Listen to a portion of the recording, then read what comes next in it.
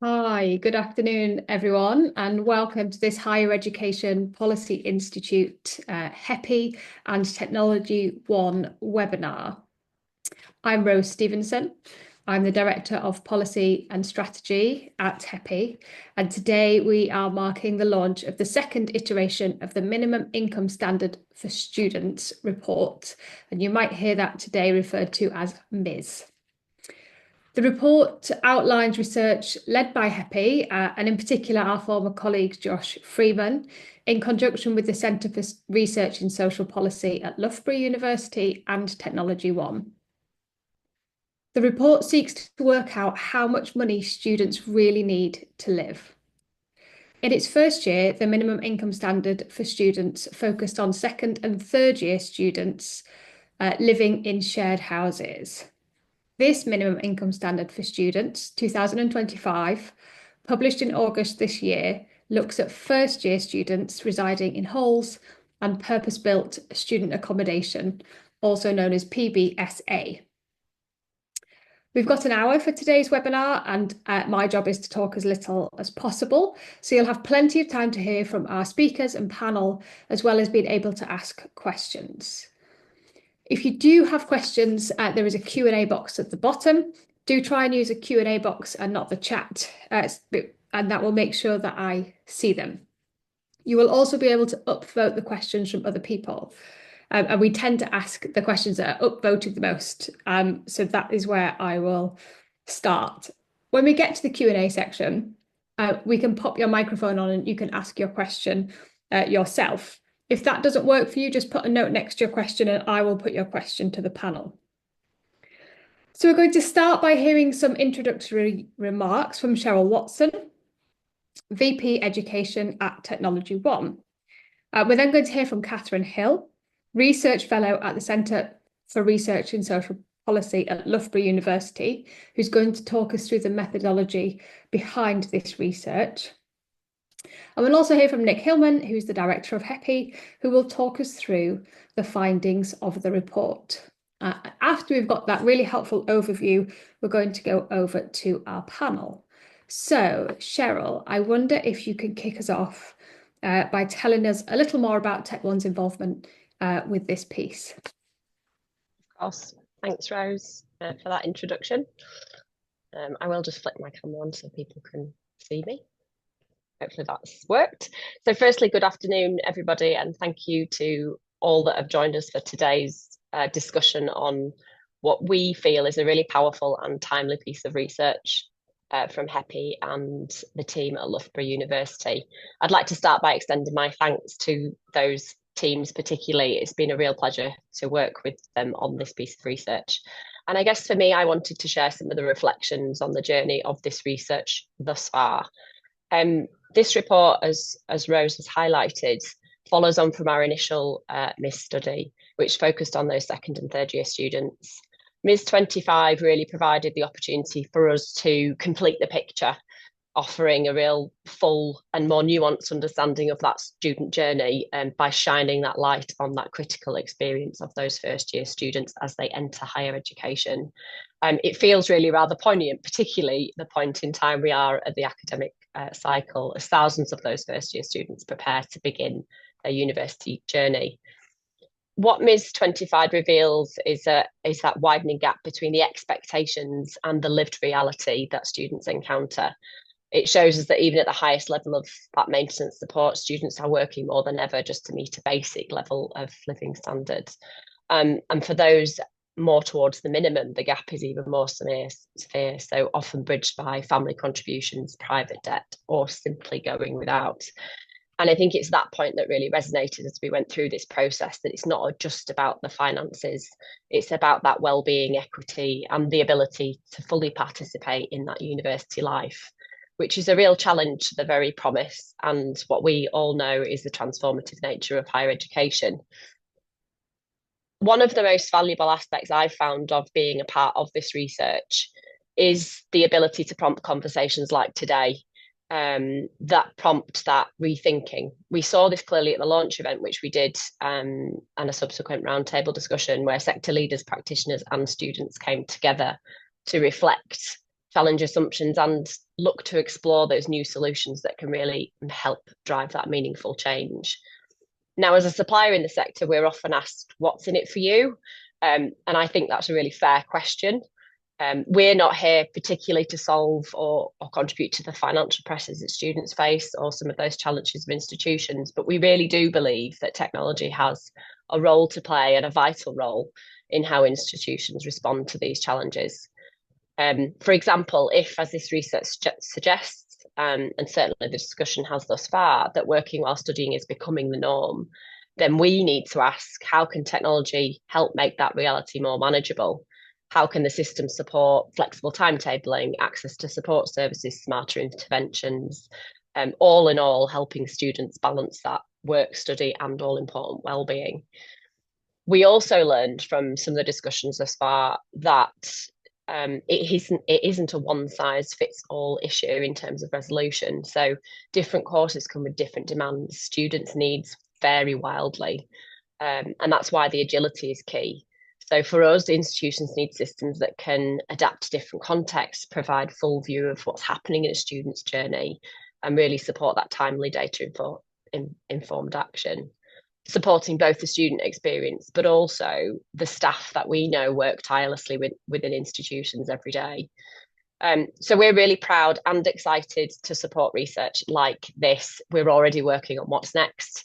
And more importantly, we're really proud to be part of the conversation about how we build a more responsive, resilient and equitable higher education system.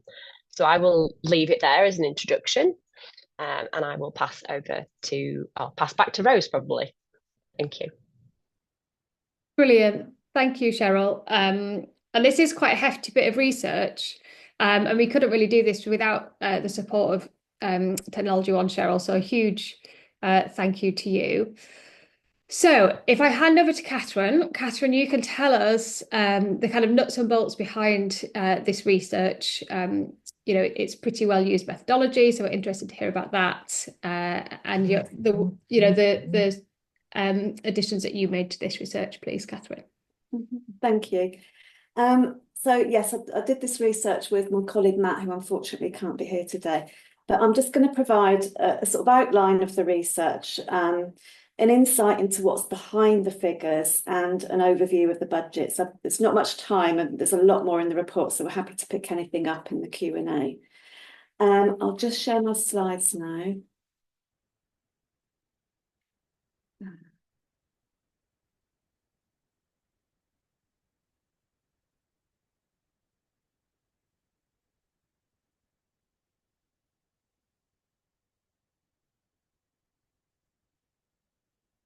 Are we there?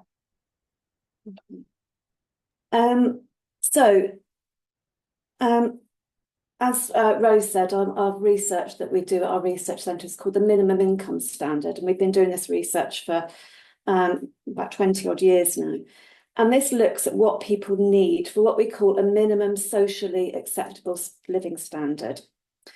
Now, what does that mean? So this means it's more than survival. It's about it's more than having just a bare minimum. It's sort of a level that enables participation, to feel included in the world around you. It's based on need, so it's a minimum based on need, so it's not a sort of luxury or an extravagant way of living. But here, so we've used this approach to look at and calculate the student living costs. So it's based here on what students need for them to be able to participate and join in and experience university life. So as Rose said, last year we did an initial study looking at the needs and costs for second and third years in private rented housing. And this year we've done a follow-up. So this has been covering the needs of first year students and those in halls or purpose-built student accommodation. So this means we're able to explore variation across accommodation type, but also the stage at university. And then it sort of provides a fuller picture of the undergraduate university experience. So the method involves a series of focus groups, and the key thing with this research, this methodology, it involves research with members of the public. So it's coming from what people grounded in their everyday experience say is needed, not sort of a top-down what experts say. So in this respect, we've done focus groups with students across the UK, a series of focus groups, and this enables us to say not just what is needed and the cost, which I'll come on to, but also why things are included in the budgets. And it's really important because it's based on what students themselves feel is important to them and based on their own experiences of university life. So the next slide.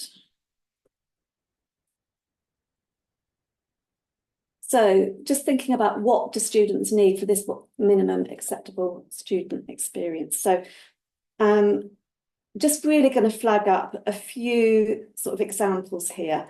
So just to give you a flavour of what's behind the figures. So we talked about the student bedroom as being a really important space. They might spend a lot of time in it. So it's included in the budget is just a small budget for things like plants or pictures to personalise the room, to make it more homely and comfortable. Someone talked about it being less like a prison, as they described it. But here, I think it's important to note that these sort of things are really important for students' well-being. And that was behind quite a lot of the things that are included. Something else factored in is laundry costs.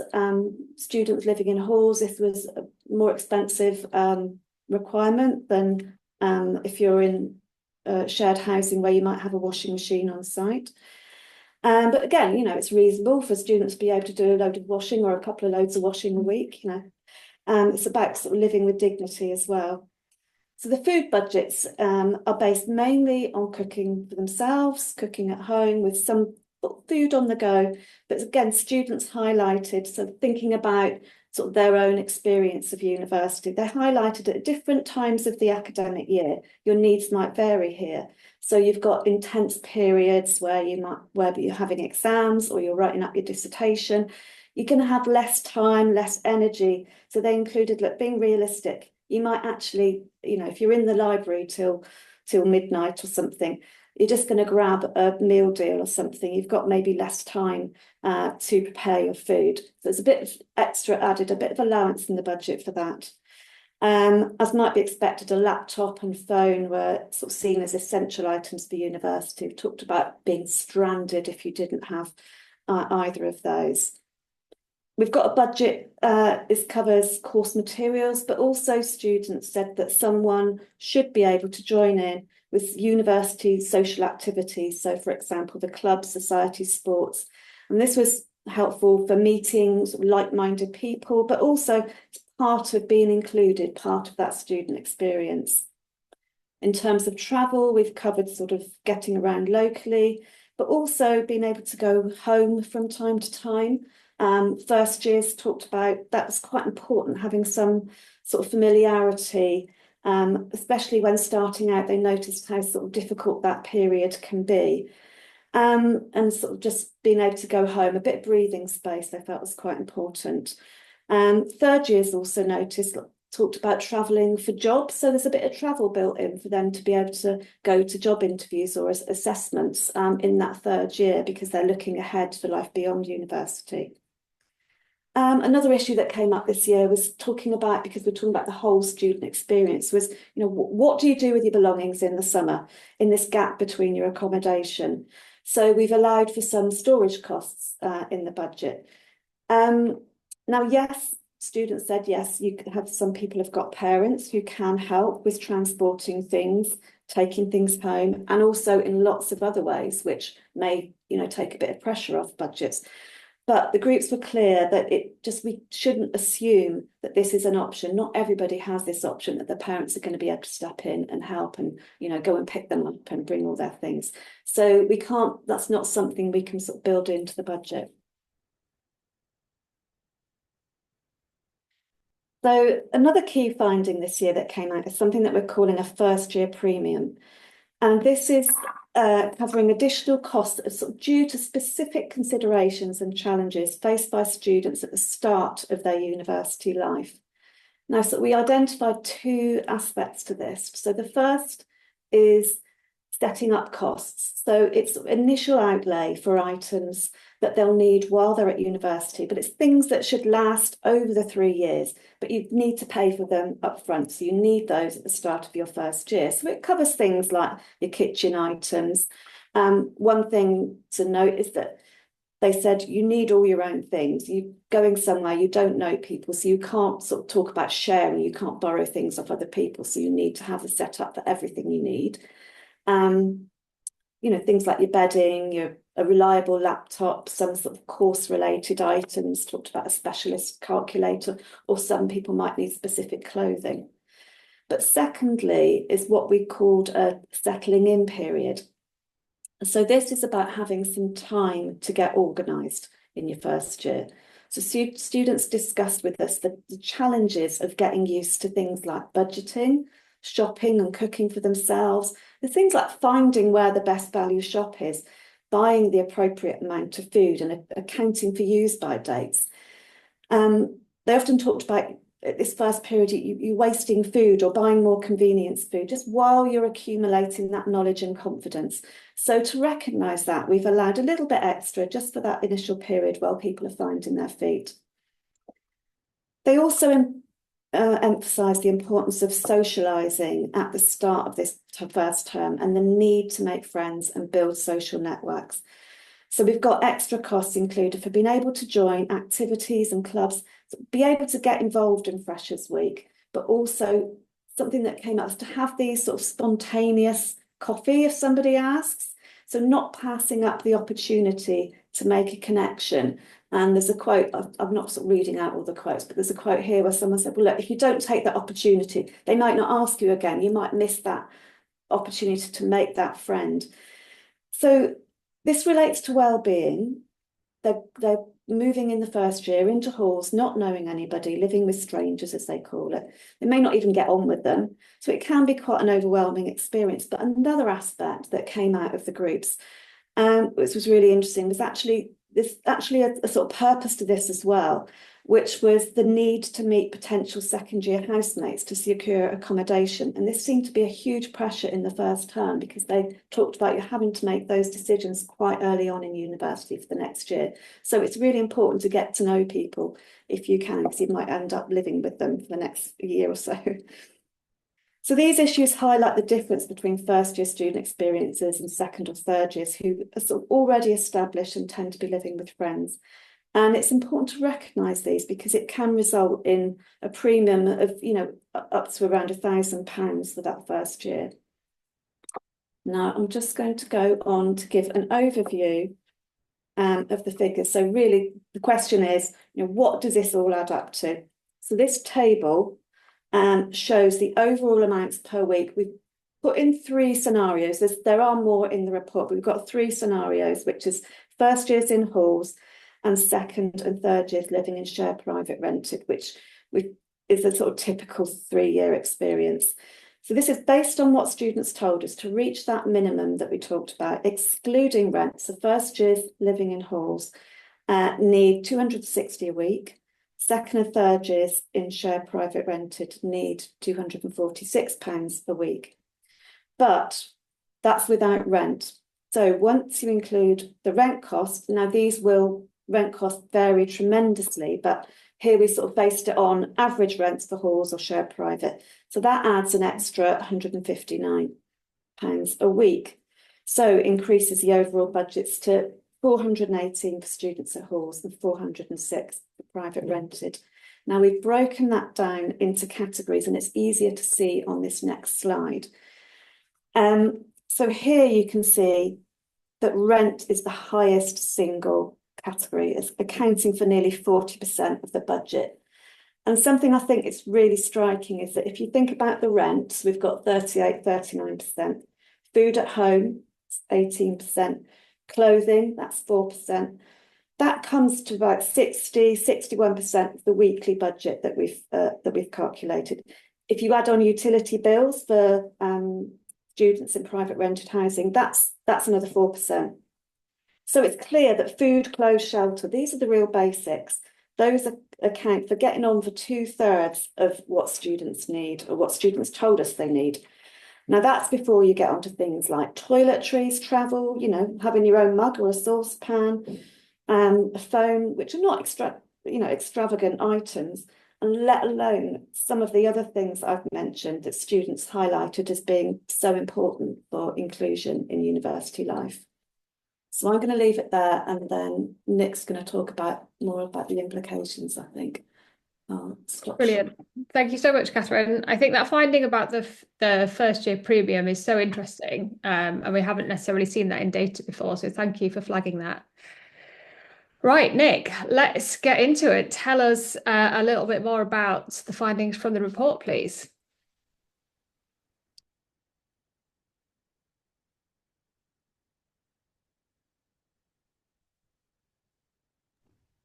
There you go. I hope you can see my slides okay, Rose, there. This is part of a bigger stream of work that HEPI's been doing on the cost of living of students, which started a couple of years ago. And as Cheryl said at the start, this is actually wave 2 of the minimum income standard. Because we looked at second and third years last year, as Katherine said, and now first years, and it's a properly tripartite piece of work between TechnologyOne, HEPI, and Loughborough. And here's an infographic which sort of scales up some of those results that Katherine just referred to. So those weekly numbers, when you tot them up over the entire cost of a first year, is north of £21,000. When you triple, it's not quite tripling them by 3, because, as Katherine said, the way the costs for second and third years are calculated is slightly different to first years, but they're broadly similar. And you end up with a cost of over £60,000 just for cost of living, obviously tuition fees on top of that. So we're close to 100k for a degree in England now, and over 100k in London, though of course a lot of that is covered by loans. But of course what Katherine's work really shows is how big the shortfall is. And before we had the minimum income standard for students, the best data we had on cost of living among students probably came from the National Student Money Survey, and you can see the numbers here. But they're lower than ours, and the reason they're lower than ours is they went to students and said, how much money do you have and what do you spend it on? But the really crucial bit about this work, of course, as Katherine explained, is that it doesn't do that. It starts with a blank sheet of paper and it says to people, how much do you need to be fully involved in university life? And so I think we are doing something completely different to all the previous surveys which are important as well, but we're doing something different to all those other surveys. One other thing I wanted to put on the table, because there's a lot about it in the report and we haven't had time to mention it much yet, is the parental threshold. So although the maximum maintenance loan, let's say we're talking about an English student studying in England outside London and not living with their parents, so that sort of archetypal student, if you like, their maximum loan last year was a little over 10,000. It's about 10,500 for the academic year that's just starting. But you only get that maximum loan if your parents or a household in which you come from is on less than £25,000 a year, which is effectively minimum wage for a single earner working full time. And that threshold has not gone up since Gordon Brown was Prime Minister. It was one of his first announcements when he first became Prime Minister. And I would argue, as well as maintenance loans needing to go up, and personally I think maintenance grants need to come back in England just as they already exist elsewhere in the UK, we also need to look at the parental threshold in policy terms. Because if we don't, what we will see is continued changes to this chart. So this chart comes from a different survey. This is the HEPI Student Academic Experience Survey that we do every year with Advance HE. And we track how many students, these are mainly young students, and they're all full-time students. And you can see what the proportion who are doing paid work during term time now is, and it's pretty much doubled from around a third a decade ago to over 2/3. So the student experience is being very drastically affected. These are people who don't have the time to join the rugby club or edit the student newspaper or what have you.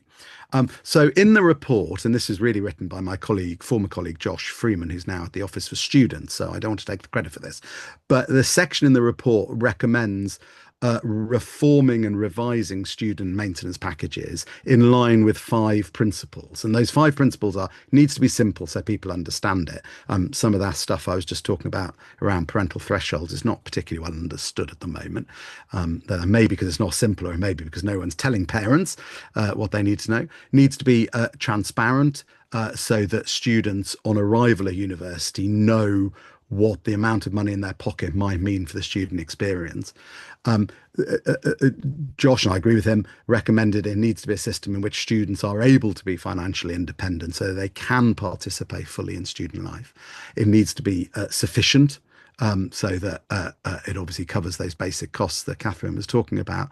And we might argue about this one way or the other, but given the government's fiscal position, maybe not.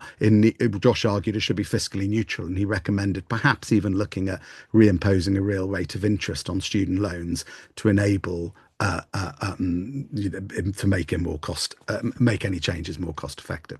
So a couple of other things I want to say. I mean, I think there are other things in policy terms we might do.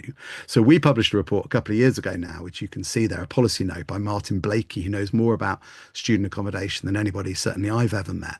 And he recommended a series of things that could be done in the student accommodation sector to reduce costs to students, and you can see the list there. But we might also improve the information available to people before they get to university to make sure those accommodation choices and the other choices they're making around their student life are as cost effective as possible, while also, of course, enabling them to study at the course in the university they want to.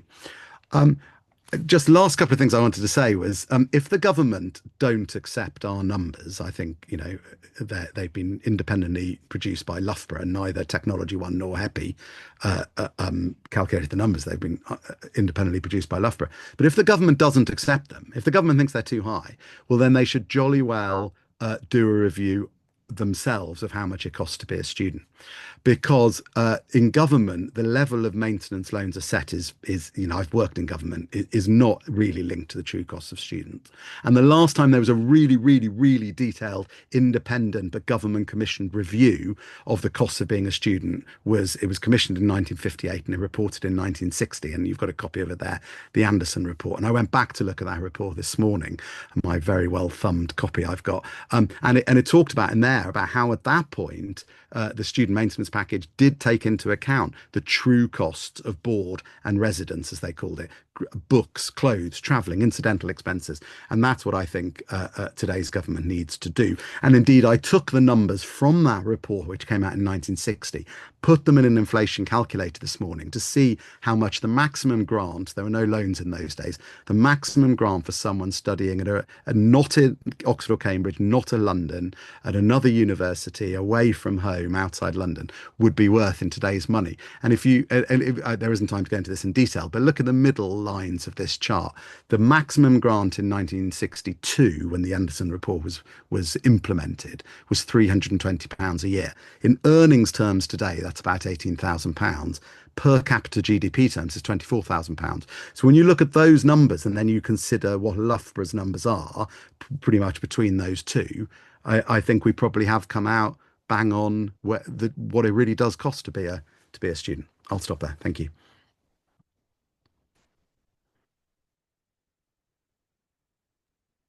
Brilliant. Thanks, Nick. I was interested in your kind of commentary there on the government should do their own research if they're not willing to accept these figures. And I wondered, in the current fiscal environment, with very little public money available, if there is a situation happening where, if you don't do this research and you don't find out the figures, you don't therefore have to support students alongside your, in a way that matches your own findings. Yeah, I think it's a fair point, Rose. But of course, the report, as you know, doesn't say because it costs over £20,000 to be a student, the government should therefore give £20,000 to every student. It says we think it's completely reasonable, for example, the students should do paid employment during their vacation periods and things like that. So I don't think anybody should read this report and think we're saying the government must automatically double maintenance overnight. And as I say, some of Josh's proposals in the paper do look at other cost-effective changes you could do, like adding a real interest rate back on the loans. Brilliant. Thank you very much. Okay, we are going to move over to the panel section of the webinar. Unfortunately, if you were hoping to hear from Dr. Kate Wicklow, who's the Director of Policy and Strategy at Guild HE, she is unable to join us today. But I'm really thrilled that we are joined by both Dr. Helen Galbraith, who's Senior Pro-Vice-Chancellor and COO at the University of Chester, as well as Amira Campbell, who is the President of the National Union of Students. And we're going to hear from them both in terms of their response to the research and the wider policy issues.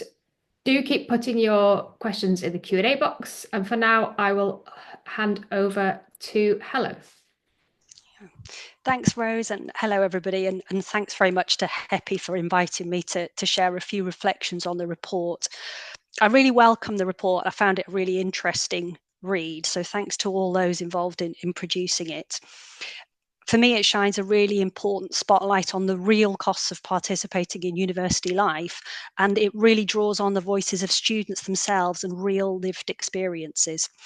I particularly value, as Nick has touched on, that broad definition of participation that's used here, recognising that the minimum income standard is not just about the bare costs of surviving, but about belonging, about integrating and thriving, both socially and academically. The focus on first-year students is particularly valuable in that it highlights the unavoidable costs of setting up and settling in, but also the fact that some unnecessary spending can occur when students and families don't have the right timely information. Those 5 principles that report sets out, simplicity, transparency, independence, sufficiency, fiscal neutrality, really for me provide an excellent framework for how we all might respond, both nationally and institutionally. The 3 findings that particularly struck me: first, the maintenance support, that it so clearly falls short of what is needed, far short. Even those on the maximum loan must find substantial extra income through part-time work and family support.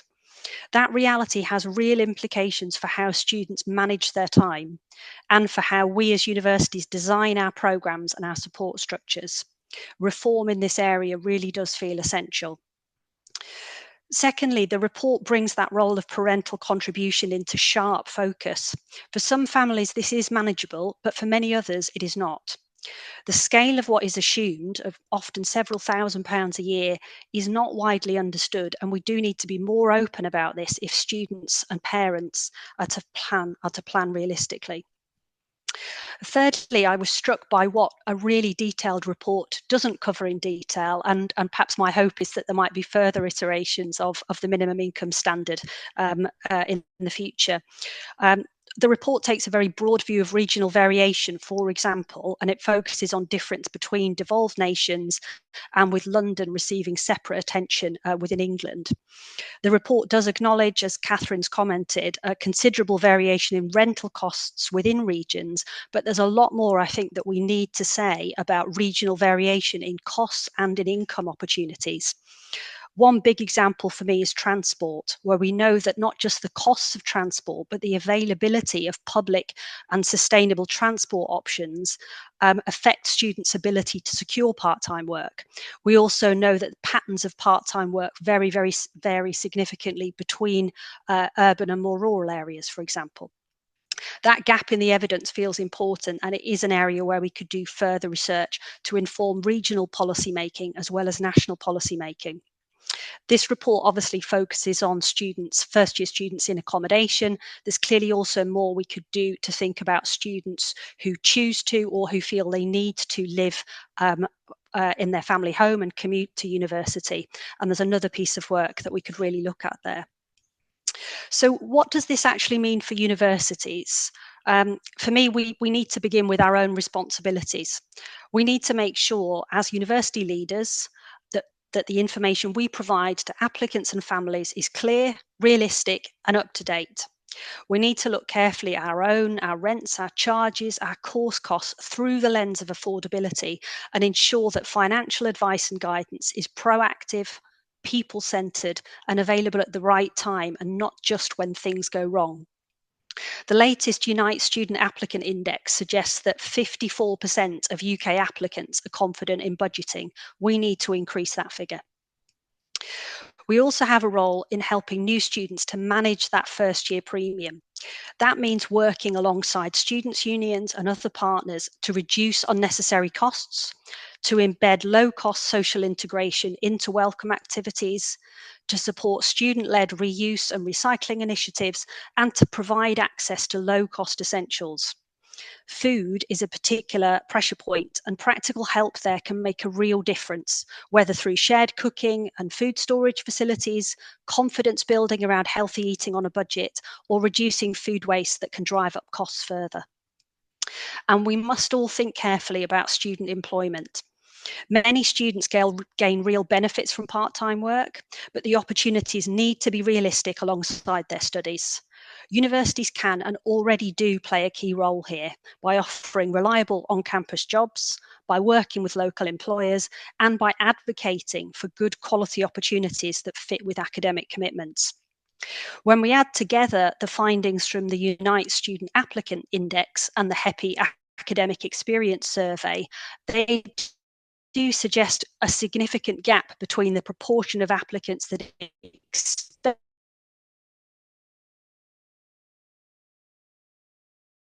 expect to work alongside their study. And this report it underlines how central affordability now is to student experience and success. This is a conversation that we need to continue. The minimum income standard isn't just a national policy question, although it clearly is that, but it's a useful lens for our own institutional decision making on housing, on curriculum, on support, and on local and regional partnerships. If we want every student to succeed, every student, then we must ensure that they have the means not only to get by, but to feel included, to engage fully, and to thrive. Fantastic, thank you. And I cannot agree with you enough about the issue of transport, available transport in rural areas and with rural universities and institutions. I think it is often wildly overlooked by policymakers and often not believed, I think, when you talk to people in London about how non-existent public transport networks can be in rural areas. So thank you for raising that in the context of students accessing part-time work. Okay, Amira, over to you. Give us the student perspective on this. I imagine it's going to be strong. Go for it. And thank you for having me. Thank you for the incredible piece of work and research that has been done in this space. And obviously, this work has been going on previously, and I've been involved in seeing some of the minimum income research from last year as well. It's so needed, and it's so important. You know, a year ago, we had a Labour government come in with a very strong majority and a clear promise around access. And we all know that in higher education, one of the largest barriers to access is financial. It's about money. It's socioeconomic. It's what our members tell us day in, day out. It's what the data tells us, and this is more of that data. And it's what students on the ground are prioritizing left, right, and centre, is what they're thinking about. It's at the forefront of their minds. And the minimum income research is another piece of quite staggering data that tells that story once again. Not only that so many students are not at that level of support or ability to support themselves, but also how expensive it is to be a student right now and how difficult it is to be a student. But I guess the question for us and for a lot of students right now is about how we ensure that this sorts of research and these sorts of messages don't land on deaf ears, right? Everyone in this space, in this audience, is already fully aware of the challenges that students are facing, right? The student poverty that we see today, it's not some sitcom-esque style student poverty, right? It's not because people are drinking too much. It's because, you know, as students, we dare to give up 1 to 4 years or however long of our youth learning, upskilling, in order to be able to form some of the core skilled workers of our country, right? And this idea of student servitude seems to have been lost and has been replaced with a rhetoric that actually undermines the idea that students are suffering, full stop, and struggling a lot right now. There was clearly a time where the choice to become a student was not only that servitude, but also there was a clear personal gain for each student, right? That gain primarily being through connections, networks, graduate prospects, etc., but also the value of a degree and the value of learning and being able to be a democratic citizen and a high level, the gain of critical thought, all of these different things.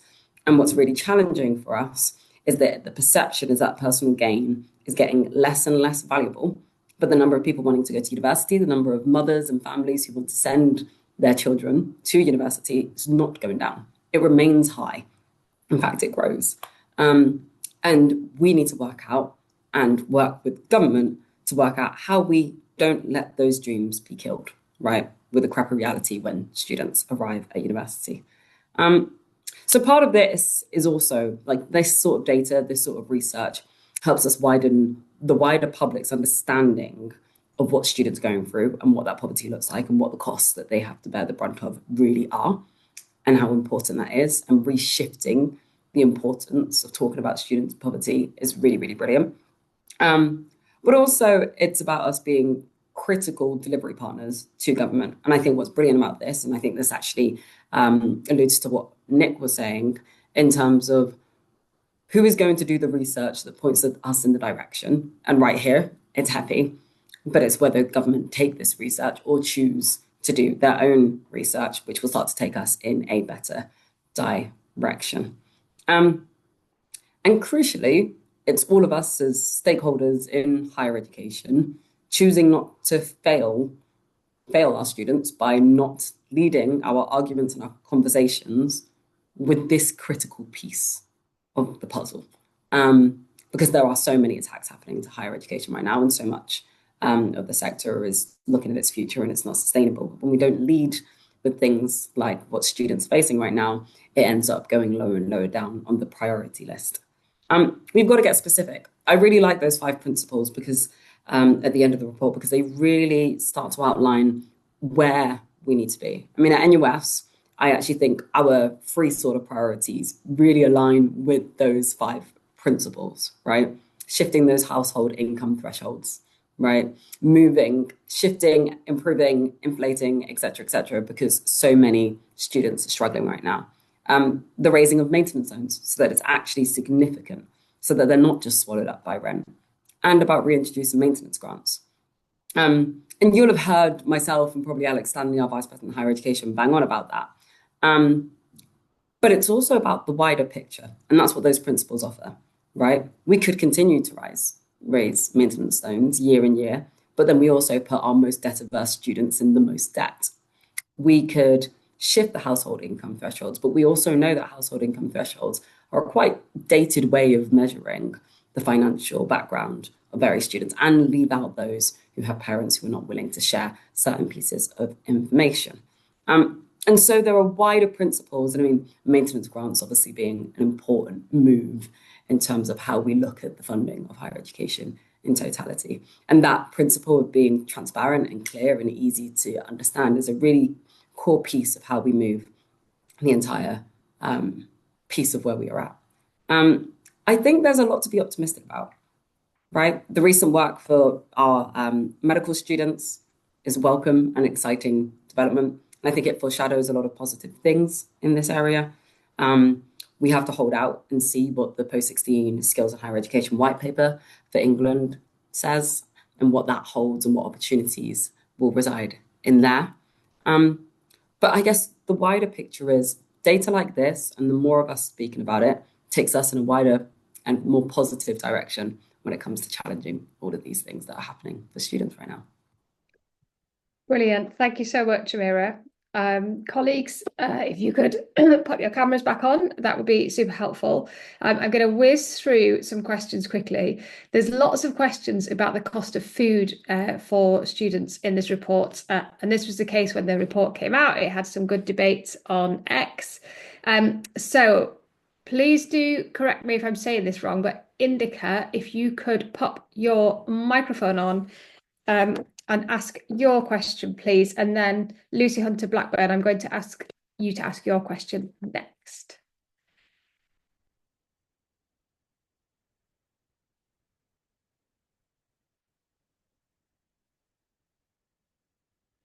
Oh, I was really hope I'm saying it right now, but Indica can't connect their microphone. So I shall read out their question, which is that a lot of the costs in the report don't seem sustainable. Many working adults after university do not have £405 per week to live on from full-time work.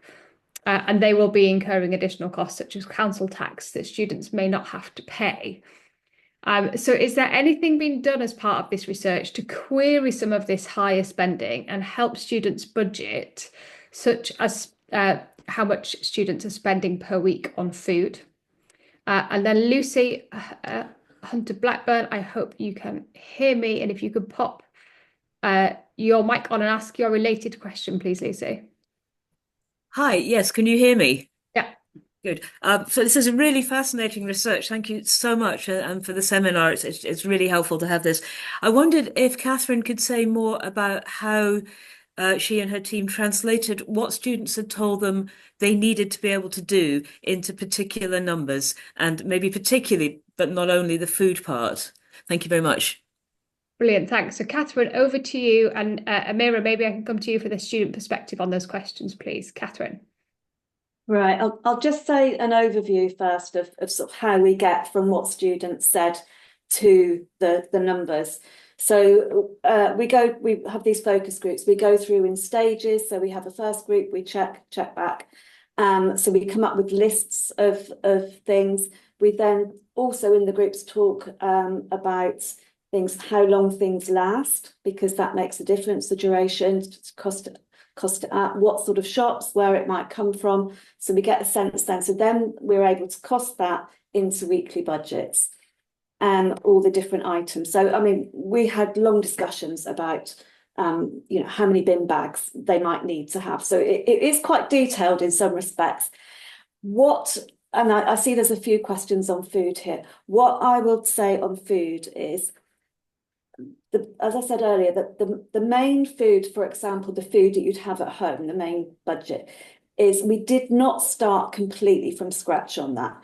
We used our main minimum income standards work as a baseline. So we have numerous groups and we have a whole body of work that we produced and published every year where groups go through the sorts of food that they need for this minimum acceptable standard of living. So we've got a budget for a single working age person.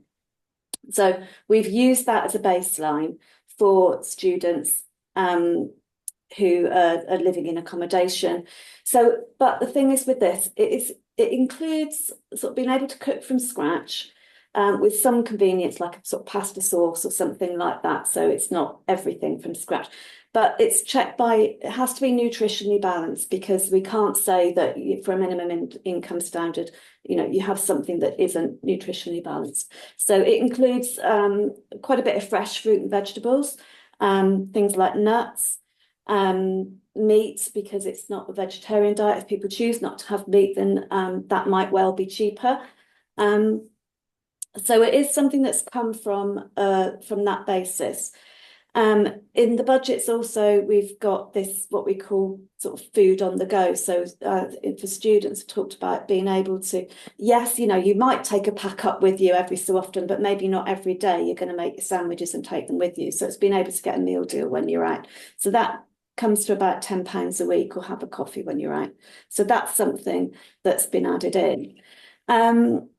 Katherine, thank you. I am keen to move on to a few other questions as well. I think I'll just say, give a quick example that the fruit and veg was really interesting. When we did the groups, we had groups and we brought with us some snacks.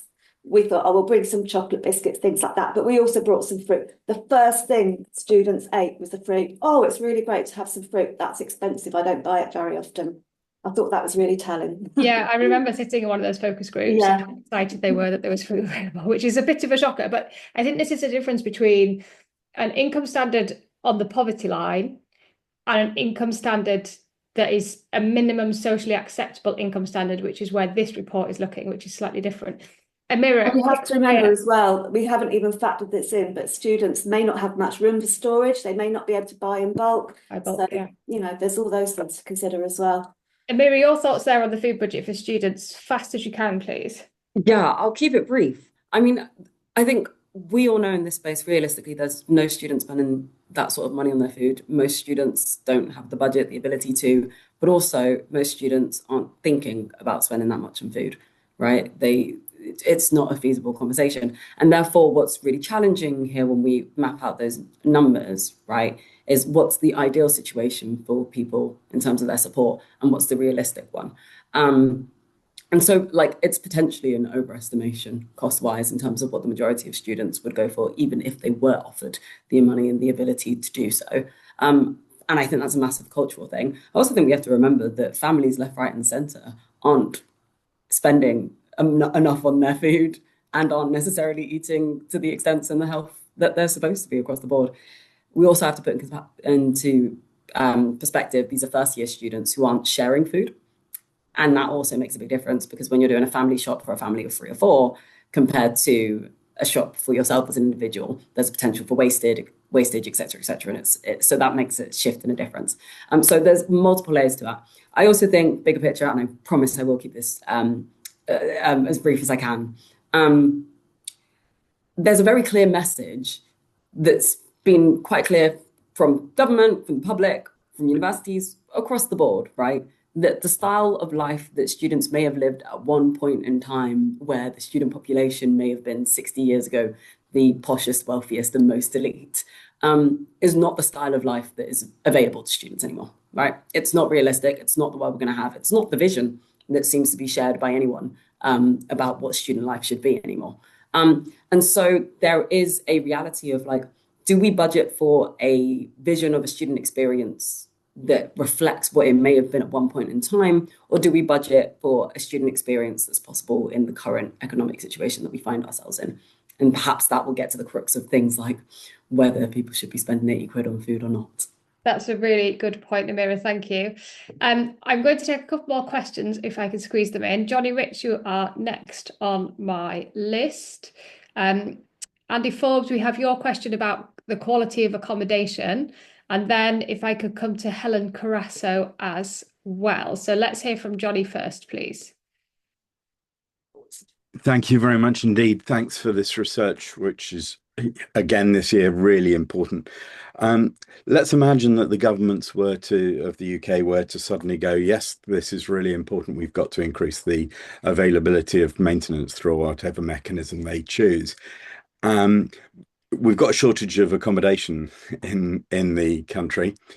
And how would so it may well be that increased ability to pay of students would mean that we see massive rent inflations amongst the housing stock, which obviously would lead to problems for people who aren't students as well.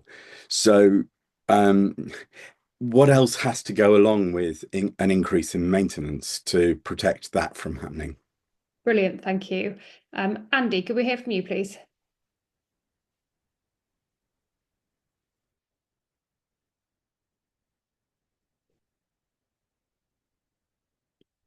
Sorry, I was muted.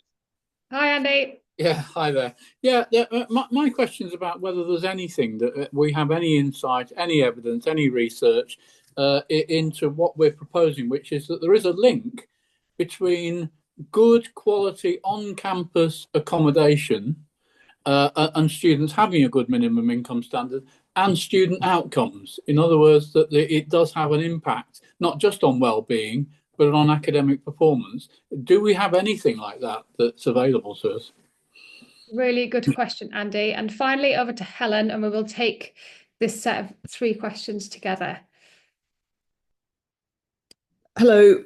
Yes, thank you very much. It comes to how we actually implement all this. I wrote, we've got a national living wage. Politicians accept that should be reviewed regularly in light of changes to the cost of living. How can we get student maintenance loans and grants? And yes, please, can we have grants back in England, Nick? Into that way of thinking that these are another set of people who need to be given enough money to live. And if it applies to one sector, why not to others? Brilliant, thank you. So I'm going to go to Nick first for a couple of quick answers there, then to Helen, and then maybe to Cheryl, please. Just three very quick thoughts. I mean, on the food point, if you're running a Welsh school and you're delivering free school meals to your Welsh kids, you get £3.20 per meal per kid from the government. So I'm actually not that surprised by Loughborough's food numbers. Though if we were to return to a world of student accommodation with more catered residences and communal eating, I'm sure we could deliver eating meals much more cheaply, and I think there'd be other community benefits from that. On Johnny Rich's point.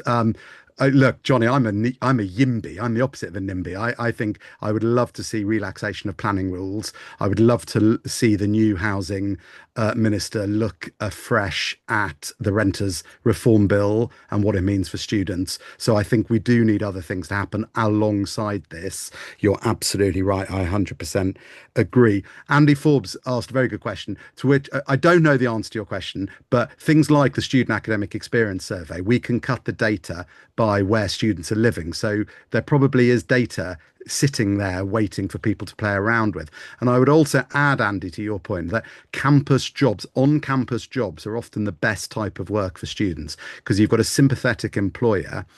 It's close probably to where you're living and certainly where your lectures are. And the universities can be very good employers of their own students when that is appropriate.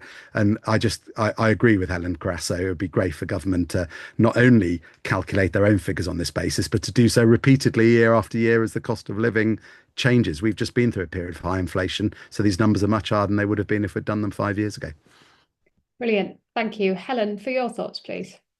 Yep, conscious you want snappy comments. I think I'll focus on Andy's one, which is I don't think I could point to immediate evidence that says there's a link between the type of accommodation and your ultimate outcomes. But what we do know is that a lot of students are changing their mind or making last minute decisions in those weeks before term start, because when they start looking at the sums with their families, they realize that it doesn't all add up. So what we do want is that students are very clear on the costs of going to university, which then drives part of their decision making about whether they're going to stay in the family home or whether they're going to go and get accommodation elsewhere. But of course, what we all want is that the primary decision factor is the quality of the course and what students want to study, not the costs of going there. But nor can we pretend that that is not a massive factor for students. So it's about the quality of the decision and the information available that I think will ultimately drive good academic outcomes. Thank you. Yeah, we saw in the Student Academic Experience Survey this year, there's between 6 and 7% of home students are not choosing their first course or first institution because of financial reasons. And I think we've got to be really alive to that.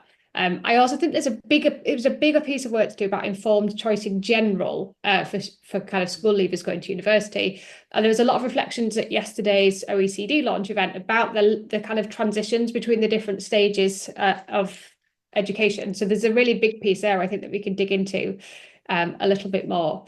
Cheryl, your thoughts on those three questions, please, and then I will wrap us up.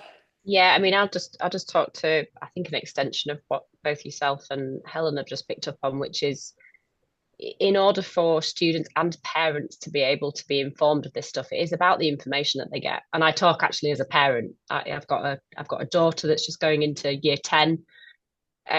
If you calculate that based on a very arbitrary, that's 4 years away from university, 208 weeks. Even if I save £25 a week, I wouldn't be getting more than £5,000. So we're not giving anybody a chance to even anticipate or help their child along in that decision. And that's with children that have that sort of family structure, let alone if they don't. So I think there is a lot about the information and the joined upness of that information that we could do to support that in a better way. Brilliant. Thank you so much. Amira, you look like you're desperate to say a last thing, so I will give you the chance. Given this is about students, I'd like to hear your final thought, please. No, I just think it's really astute what everyone said. And I kind of want to echo a bit of what Johnny said about university expansion and accommodation provisions and rent controls. A reality of why student life is so expensive is because of the costs that they're trapped in. I mean, like you gave the example of laundry during the as an example, right? They don't have a choice to go elsewhere because they don't have their own washing machines. They have to pay £7 a week on their laundry. So like there is some element of what are the things that we could actually be doing to make student life and first year less expensive so that the government don't have to fork out 20k to be able to support students. Brilliant. Thank you so much. So thank you again to TechnologyOne for supporting this really important research, which contains so much fascinating data for the sector and for governments as well. If you found this webinar helpful, do have a look on our website. Emma's going to pop the link in the chat to all of our past webinars. You can get the recordings there. You might in particular be interested in our conversation with UCAS over the summer when the results came out, and also a recent webinar we ran with Unite students about applicants and how applicants are feeling this year. So as your students are arriving this week and last week, those webinars might tell you a little bit about those groups as a cohort. Thank you to Emma and Carol in the background for organising today, and to you for all of your really interesting questions. And finally, my thanks to the speakers from today for joining us and sharing your insights. Thanks all. Goodbye.